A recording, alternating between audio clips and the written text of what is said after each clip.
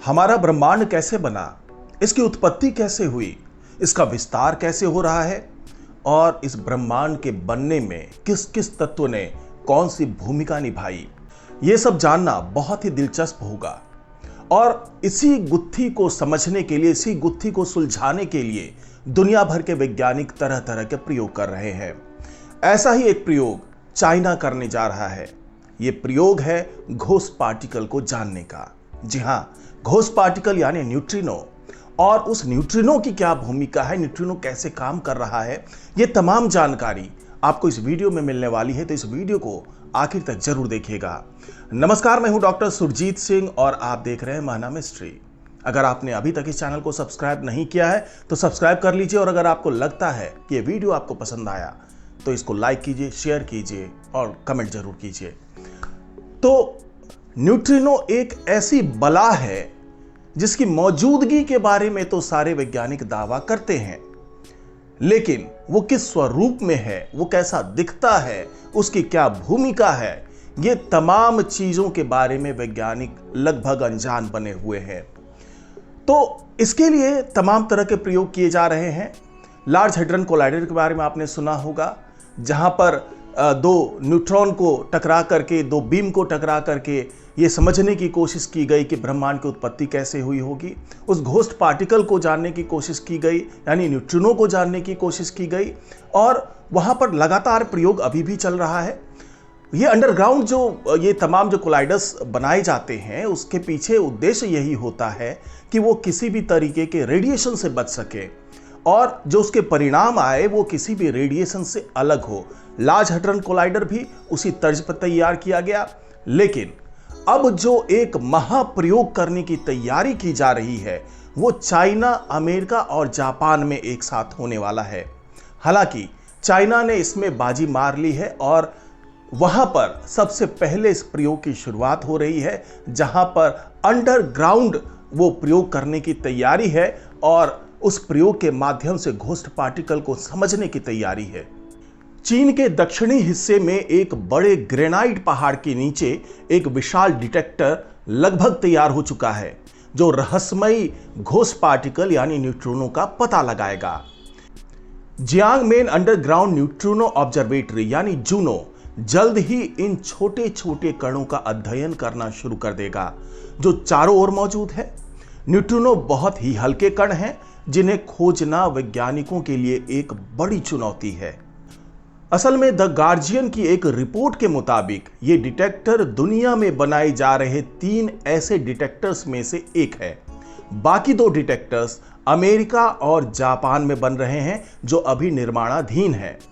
Juno अगले साल से काम करना शुरू करेगा और इस क्षेत्र में तकनीक को नई ऊंचाइयों पर ले जाने की तैयारी में है।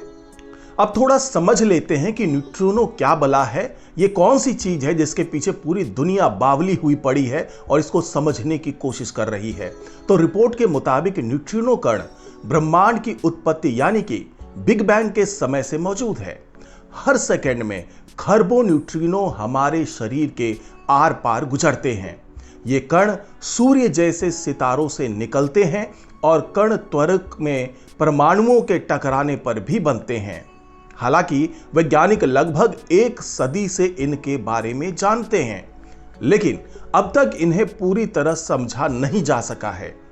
जूनो प्रोजेक्ट के प्रबंधक और वैज्ञानिक काओ जून कहते हैं कि ये हमारे ब्रह्मांड का सबसे कम समझा गया कण है और इसलिए हमें इसे गहराई से अध्ययन करने की जरूरत है। अब यहां पर सवाल ये उठता है कि अगर न्यूट्रिनो इतना अहम कण है, ये ब्रह्मांड के कण कण में विद्यमान है, खरबों ये कण जो है, जो खरबों न्यूट्रिनो है हमारे शरीर से हर सेकंड आर पार होता रहता है, तो अभी तक इसे ढूंढा क्यों नहीं जा सका। तो दरअसल जो तकनीक है, हमारे पास इतनी उन्नत तकनीक अभी तक आई ही नहीं, बनाई ही नहीं गई जिससे इस न्यूट्रिनो का पता लगाया जा सके। तो चलिए समझते हैं कि आखिरकार वो तकनीक क्या है जिसके माध्यम से न्यूट्रिनो का पता लगाया जा सकता है। ये सच है कि न्यूट्रिनो कण इतने छोटे और अदृश्य हैं कि उन्हें सीधे पकड़ पाना असंभव है। वैज्ञानिक इन्हें तब मापते हैं जब ये किसी अन्य कण से टकराते हैं, जिससे रोशनी या चार्ज पार्टिकल पैदा होते हैं। चूंकि यह टक्कर बेहद दुर्लभ होती है, इसलिए वैज्ञानिकों को इन्हें पकड़ने के लिए बहुत बड़े डिटेक्टर्स बनाने पड़ते हैं। चीन का $300 मिलियन का यह डिटेक्टर जमीन के 700 मीटर नीचे बनाया गया है ताकि कॉस्मिक किरणें और अन्य जो रेडिएशन है उसके परिणामों को प्रभावित न कर सके। डिटेक्टर में एक खास तरल पदार्थ भरा जाएगा जो न्यूट्रिनो के गुजरने पर रोशनी करेगी। अब चलिए यह भी समझ लेते हैं कि इस डिटेक्टर का उद्देश्य क्या है, इसे क्यों बनाया गया है और क्यों न्यूट्रिनो को समझने की कोशिश की जा रही है। तो यह डिटेक्टर न्यूट्रिनो के रहस्यमयी व्यवहार को समझने में मदद करेगा। न्यूट्रिनो 3 फ्लेवर में बदलते रहते हैं। वैज्ञानिक इन प्रकारों को उनके द्रव्यमान के अनुसार हल्के से भारी तक रैंक करना चाहते हैं। इस बदलाव को पकड़ना एक बड़ा वैज्ञानिक काम होगा। यह डिटेक्टर परमाणु संयंत्रों से निकलने वाली एंटी न्यूट्रिनो का भी अध्ययन करेगा। इनका विश्लेषण करके वैज्ञानिक ये समझने की कोशिश करेंगे कि ब्रह्मांड में जो मैटर है वो इतना अधिक क्यों है और इसका जो एंटी मैटर है वो कहां गायब हो गया। जूनो के अलावा जापान और अमेरिका में 2 और न्यूट्रिनो डिटेक्टर बनाए जा रहे हैं। ये 2027 और 2031 तक काम करना शुरू करेंगे और चीन के डिटेक्टर के नतीजों को अलग अलग तकनीकों से जांचेंगे। वैज्ञानिकों को उम्मीद है कि इन खोजों से ब्रह्मांड की उत्पत्ति और उसके विकास के रहस्यों पर रोशनी डाली जा सकेगी। जूनो के प्रमुख वैज्ञानिक वांग यीफांग ने कहा कि यह परियोजना हमें फिजिक्स की नई गहराइयों तक पहुंचाएगी और ब्रह्मांड को बेहतर समझने में मदद करेगी। तो जी हां, यही वो प्रयोग है जिसके आधार पर वैज्ञानिक न्यूट्रिनो को समझने की कोशिश कर रहे हैं।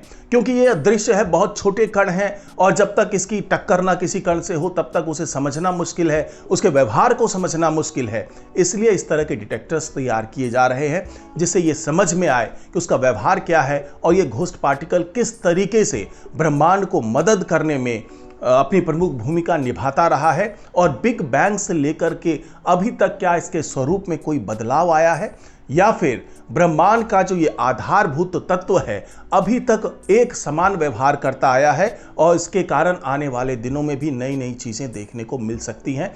ये तमाम जानकारी वैज्ञानिक समझना चाहते हैं, जानना चाहते हैं। अभी चाइना में इसकी शुरुआत हुई है और अमेरिका और जापान में भी आने वाले दिनों में डिटेक्टर तैयार होंगे और उसके आधार पर, उसकी खोज के आधार पर, उसके जो नतीजे निकलेंगे उस प्रयोग में, उसके आधार पर इस घोस्ट पार्टिकल को और बेहतर तरीके से समझने की कोशिश की जाएगी। तो आज की रिपोर्ट में फिलहाल इतना ही। नमस्कार।